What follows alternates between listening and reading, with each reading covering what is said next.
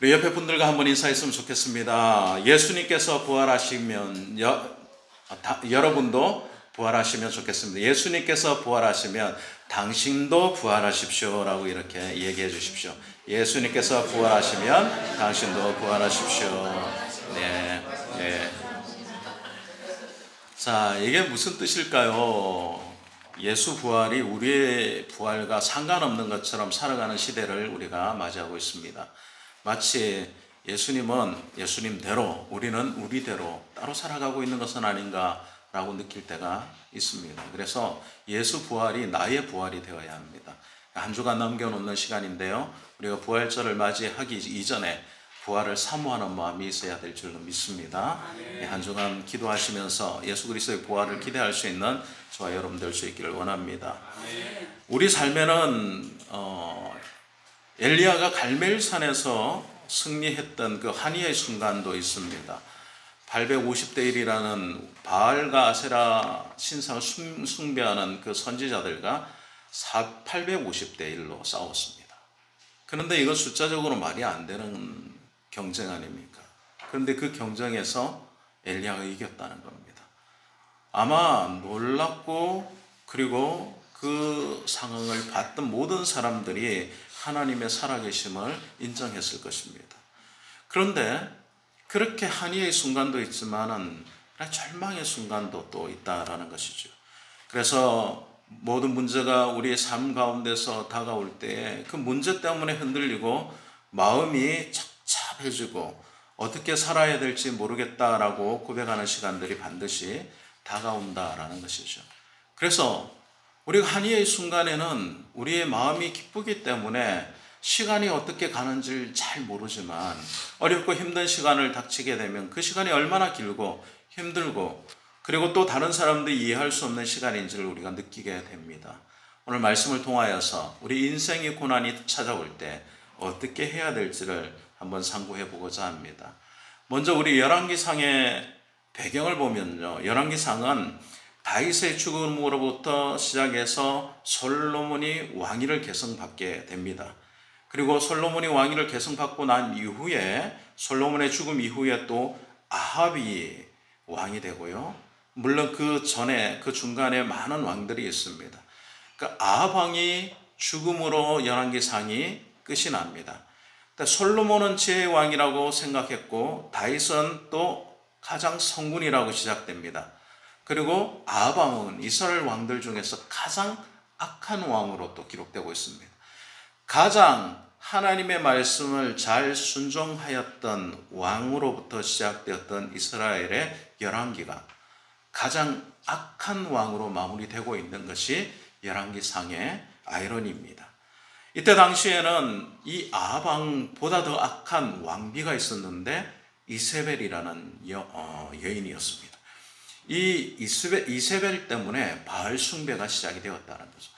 이스라엘의 우상 숭배가 여러 가지 경로를 통해서 진행이 되었지만 그 중에 가장 큰 기여를 한 사람이 이 이세벨이라는 악한 왕비였습니다. 이 여인으로 말미암아 바알 숭배자들이 많이 생기게 되었고 하나님 말씀을 듣지 못하고 하나님의 뜻을 행하지 못하는 이스라엘 백성들이 나쁜 길로 가게 되었다, 바알과 아세라의 길로 가게 되었다라고 성경은 기록하고 있습니다.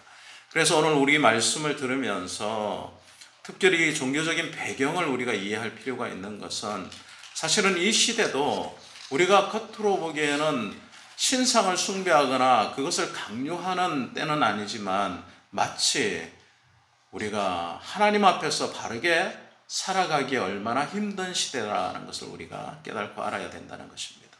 그리고 세상의 많은 유혹과 세상의 많은 우상들이 우리를 넘어뜨리려고 시시각각 덤비고 있다는 것을 깨달아야 된다는 것입니다. 그것이 우리 열왕기상에 있는 배경입니다. 자, 중심으로 들어와서 오늘 엘리야라는 인물이 나오는데요, 오늘 엘리야가 바알과 아세라의 그 선지자들과 싸워서 승리를 했습니다. 그런데 이 소식을 아합 왕이 이세벨에게 전합니다. 그러자 이세벨이 뭐라고 이야기합니까? 이 엘리야를 반드시 죽이리라 라고 이렇게 이야기를 합니다. 그리고 사신을 전해서 사신에게 내가 너를 반드시 죽일 것이야 라고 이렇게 소식을 전합니다. 근데 이 소식을 들었던 엘리야가 그 소식을 듣고 어떻게 하죠? 광야로 도망을 갑니다. 그리고 광야를 도망가서 한 로뎀 나무 아래에서 하나님 앞에 죽기를 구하고 있는 장면이 오늘 성경의 배경이다라는 것입니다. 18장에 보면 기세등등하고 승승장구하였던 엘리야였습니다. 850대 1로 싸워서 이긴 것뿐만 아니라 하늘에서 불이 내려와서 제단의 모든 재물을 태우는 역사도 보여주었습니다. 아울러 기근으로 어려웠던 그 이스라엘 땅에 그가 기도할 때에 비가 쏟아지는 역사도 이루었다라는 겁니다. 그렇게 놀랍고 기적 같은 역사를 이루었던 엘리야가 오늘 한 여인의 죽이겠다라는 말 한마디에 자신의 목숨을 위하여서 도망하고 있다라는 것입니다. 왜 이렇게 되었을까요? 한 장밖에 차이 나지 않는 이 성경의 장수에서 엘리야는 마치 다른 사람처럼 보입니다. 18장에서는 하나님의 사람이요 능력이 출중한 사람으로 보이다가 19장에 오면 더없이 연약하고 부족한 사람으로 보여집니다. 왜 이렇게 되었을까요? 엘리야가 달라졌을까요? 갑자기 다른 사람으로 변화되었을까요? 그렇지 않습니다. 동일한 사람이고 똑같은 사람인데 그의 마음이 바뀌었다라는 겁니다. 오늘 그래서 이 엘리야의 심정을 우리가 돌아보면서 우리의 인생과 한번 빗대어 보려고 합니다. 우리가 알듯이 이 엘리야는 북이스라엘에서 하나님 말씀을 예언했던 선지자였습니다. 당시에 이 북이스라엘의 아합 왕이 가장 악한 왕이라고 말씀드렸지 않습니까? 그런데 이 악한 왕보다 더 악한 왕비가 있었는데 이세벨이었습니다.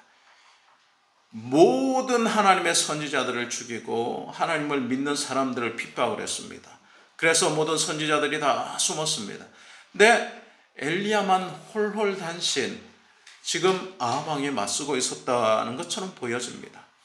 그리고 그런 능력을 해가고 18장에서 보면 놀라운 역사를 이루게 되는 것을 볼 수가 있습니다. 아주 용기가 충전하였습니다. 그런데 그는 오늘 19장에 무기력하여서 광야로 도망가는 사람으로 바뀌게 되었다라는 것입니다. 근데 이렇게 된 계기는 단 한 가지밖에 없습니다. 그게 뭐냐면 이 권력을 쥐고 있는 한 여인이 내가 너를 죽이겠다라는 한마디의 말 때문이었다라는 것입니다. 죽이겠다라는 것은 절체절명의 위기에서 피할 수 없는 정말 위기감을 느끼는 그런 엘리야의 심정이 지금 드러날 수 있는데요. 필사적으로 그가 도망한 것을 봅니다. 그리고 도망했는데 어디까지 도망하게 되냐면 광야로 도망하게 되었다라는 겁니다. 광야로 도망했다라는 것은 아무도 쫓아올 수 없는 것, 그리고 자신의 목숨조차도 담보할 수 없는 곳으로 도망하였다라는 것이죠. 그렇게 필사적으로 도망한 것은 무엇입니까? 성경은 이렇게 기록합니다.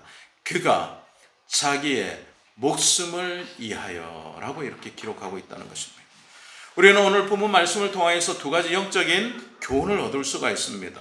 첫 번째는 무엇이냐면 믿음의 사람도 현실적인 위협 앞에서는 연약해질 수 있다는 겁니다. 갈멜산에서 승리하였던 믿음의 사람이었던 엘리야도 그가 한순간에 믿음이 약하여져서 낭망하고 피할 수 있게 된다라는 겁니다. 하나님의 도우심을 경험했고 그러나 그 하나님의 도우심을 그가 정말 역사적으로 드러내었던 사람임에도 불구하고 한순간에 문제 앞에 두려워하고 불안해하고 믿음을 지금 흔들리고 있는 모습을 볼 수 있다는 것입니다.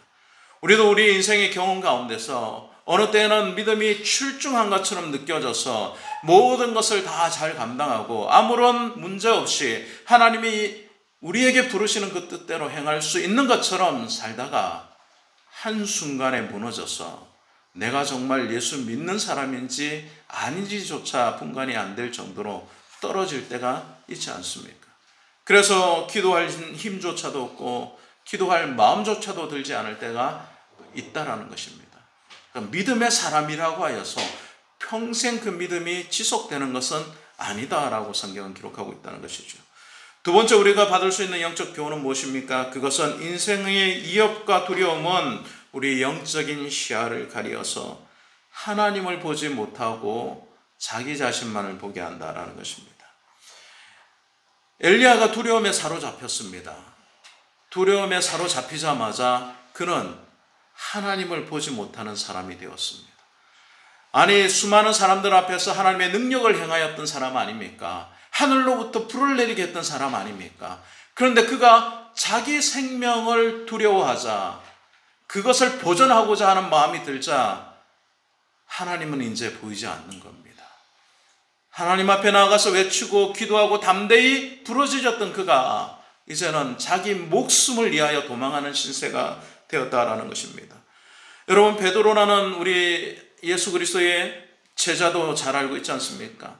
예수님의 제자인 베드로가 얼마나 믿음이 출중하였던 사람입니까? 예수님께서 나를 따라오라고 할 때에 그가 모든 가족과 그물을 버려두고 예수님을 쫓았지 않습니까?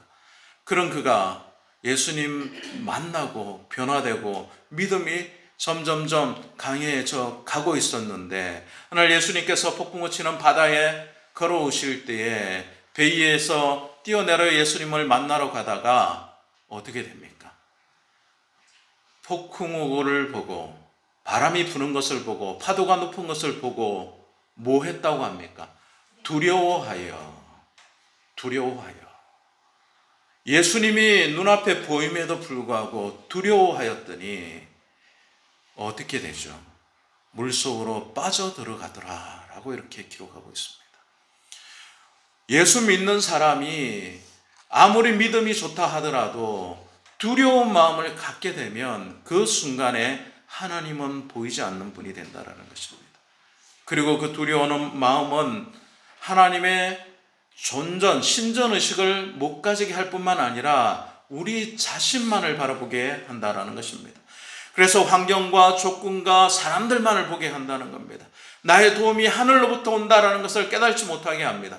그래서 사람을 바라보며 도움을 구하고 환경을 바라보며 낙심하고 조건을 바라보면서 이제는 내가 할 수 있는 게 없어 라고 이렇게 실망하게 되더라라는 것입니다. 사랑하는 여러분, 여러분들은 지금 누구를 바라보고 계십니까? 우리의 마음속에 정말 믿음이 있습니까? 만약 그렇지 못하다면 우리는 조건과 환경과 도울 힘이 없는 사람만을 바라보게 된다라는 것이죠. 우리가 하나님을 바라볼 수 있기를 원합니다. 두려움 없어야 합니다. 믿음이라는 것은 두려움을 우리의 심령 가운데서 떨쳐내는 것입니다.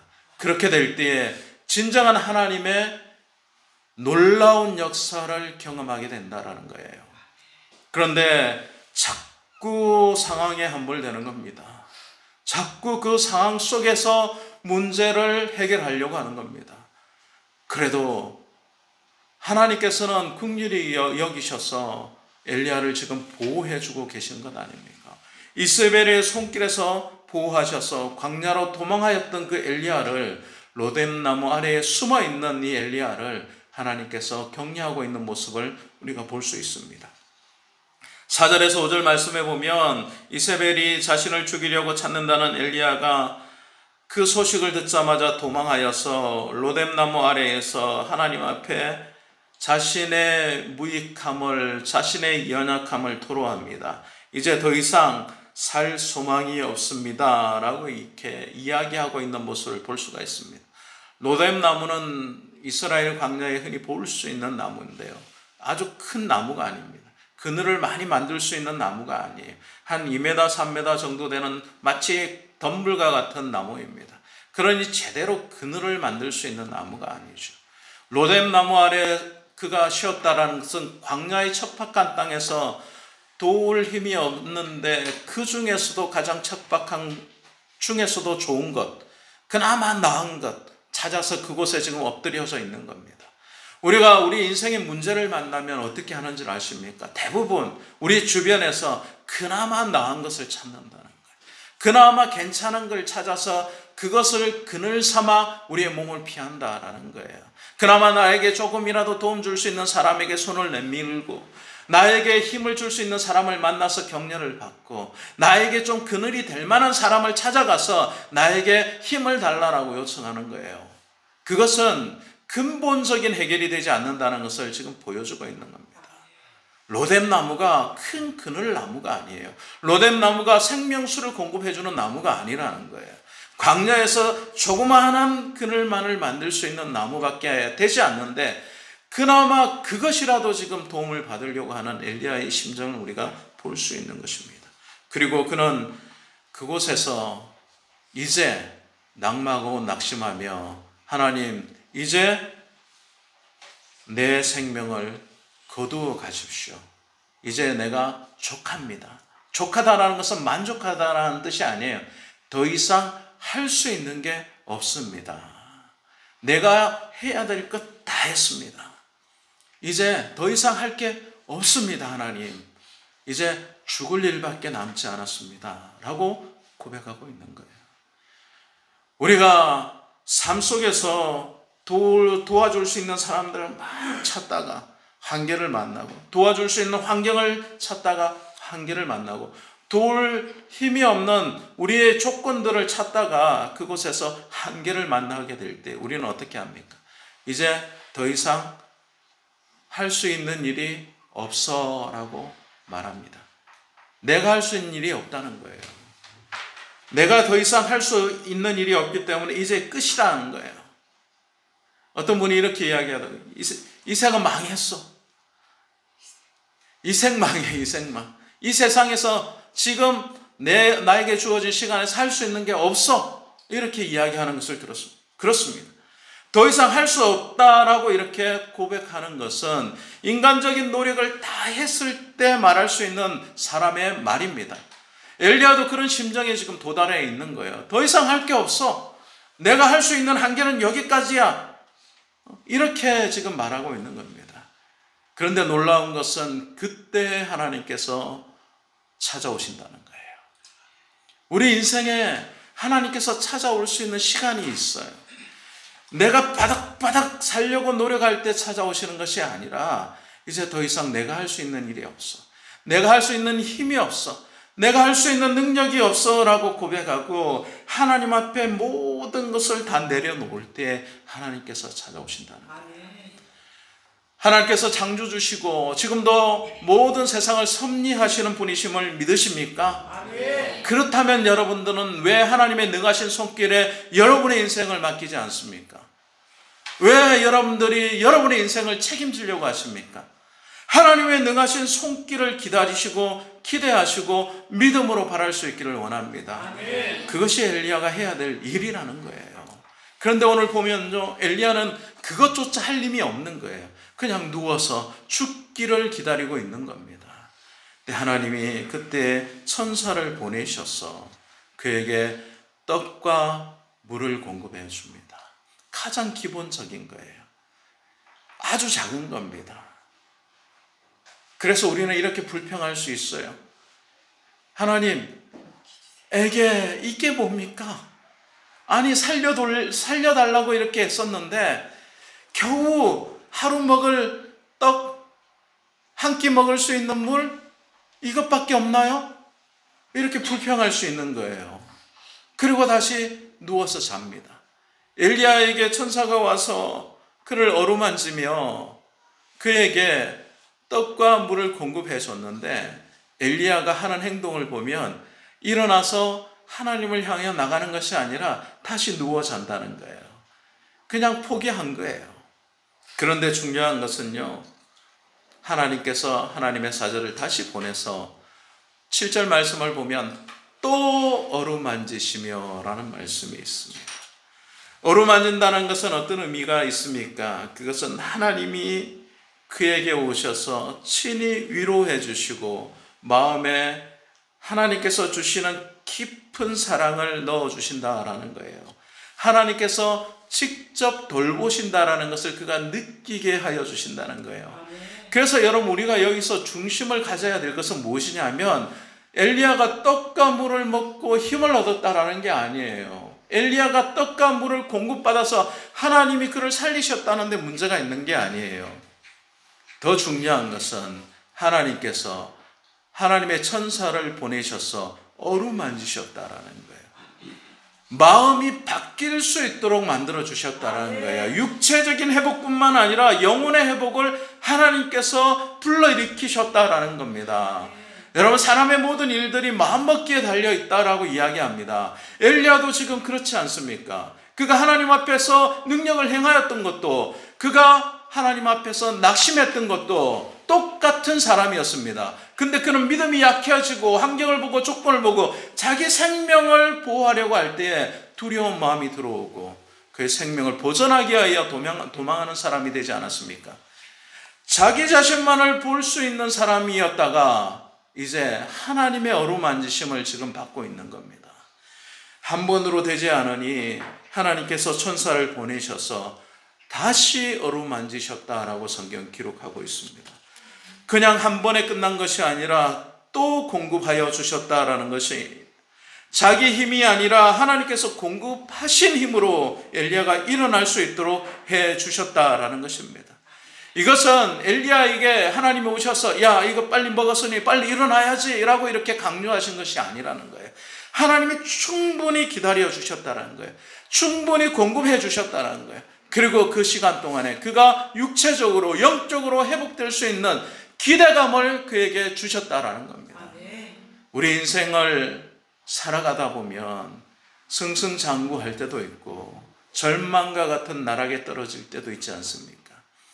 우리가 승승장구할 때는 하나님 살아계시고 하나님 역사하시고 하나님 나를 도와주시고 하나님 나와 함께 하신다는 거 쉽게 느낄 수 있습니다. 그런데 우리가 절망 가운데 빠지고 아무도 나를 도와줄 일이 없고 이 환경과 조건이 벗어날 수 없다라고 생각할 때 마치 하나님은 계시지 않는 것처럼 느껴질 때가 있습니다. 그러나 우리의 생각이 바뀌어야 한다는 거예요. 하나님은 창세전부터 지금까지 영원히 동일하신 분입니다. 지금도 살아계시고 지금도 역사하시고 지금도 우리와 함께 하신다는 거예요. 그런데 왜 우리가 낙심합니까? 왜 우리가 절망해야 합니까? 그분이 우리와 함께 하신다라고 했는데 우리의 마음이 문제라는 거예요. 엘리야는 그 마음이 지금 변화되게 된 겁니다. 두려워하여 자기 생명만을 보존하려고 할 때에 자기 자신만을 바라볼 때에는 절망할 수밖에 없었습니다. 그런데 하나님의 어루만지심을 받고 나니 이제 엘리야는 새 힘을 얻게 되었다라는 겁니다. 오늘 우리가 19장 말씀뿐만 아니라 그 이후의 말씀을 보면 그가 힘을 얻어서 40주 40야를 걸어서 하나님의 산 호렙에 이르니라 라는 말씀이 있습니다. 여러분, 떡과 물 조금 먹고 40주 40야를 광야를 걸어갔다라는 거예요. 그가 그냥 인간적인 힘으로 걸어갔을까요? 그렇지 않다라고 생각합니다. 그의 마음에 믿음이 생겼던 거예요. 하나님이 살아계시다는 것을 그가 깨달았다는 거예요. 하나님께서 충분히 그의 영적인 것과 육적인 것을 공급해 주시고 그를 부르셨어요. 그리고 또 어떻게 하십니까? 새로운 사명을 그에게 주시는 것을 이후의 말씀을 통하여 우리가 알 수 있지 않습니까? 엘리야는 놀라운 역사를 이루었던 사람이었습니다. 그러나 그가 그 자신만을 바라보게 될 때에 그는 두려워하고 낙심하고 쓰러질 수밖에 없었습니다. 광야로 들어가서 스스로 죽기를 바랬던 사람 아닙니까? 그런데 주님께서는 그에게 찾아오셔서 그를 어루만지시고 또 어루만지시고 육신적인 양식뿐만 아니라 영적인 힘을 공급하여 주셔서 다시 일어나라 말씀하시고 그에게 사명을 새롭게 허락하여 주셨다는 것입니다. 우리의 인생의 절망은 끝이 아니라 하나님의 사명을 새롭게 받을 수 있는 기회다라는 것입니다. 하나님 여러분 부르실 때 여러분의 삶이 척박한 곳에서 부르십니다. 승승장구할 때 하나님 살아계신 것 같고 하나님의 기이한 뜻을 이룰 수 있을 것 같지만 그렇지 않습니다. 우리는 우리 자신만을 바라보게 된다는 거죠. 그러나 절망할 때 우리는 하나님을 볼 수 있는 눈이 뜨여지게 됩니다. 그리고 그 하나님을 바라보며 새로운 사명을 향하여 걸어갈 수 있게 된다라는 것입니다. 인생의 고난을 만나신 분이 계십니까? 지금도 혹시 절망 가운데 살아가고 계시는 분이 이 가운데 계십니까? 그렇다면 낙심하지 마십시오. 하나님이 여러분을 찾아오십니다. 그리고 여러분의 심령 가운데 믿음을 허락하여 주실 것입니다. 그 믿음에 응답할 수 있는 저와 여러분 될 수 있기를 원합니다. 하나님, 이 조건이 아닌데요. 이걸로 될까요? 예? 물 한 모금, 빵 한 조각으로 어떻게 이게 될까요? 아니요. 40주 40야를 걸어갈 수 있는 믿음을 하나님께서 주신다는 것입니다. 그러니 절대 낙심하지 마십시오. 그러니 절대 포기하지 마십시오. 하나님 앞에 나오셔서 하나님께 맡길 수 있는 저와 여러분 될 수 있기를 원합니다. 그 소망을 우리에게 주시기 위하여서 하나님께서 지금 구약 성경 엘리야를 통하여 우리에게 기록으로 남겨놓으셨다라는 것입니다.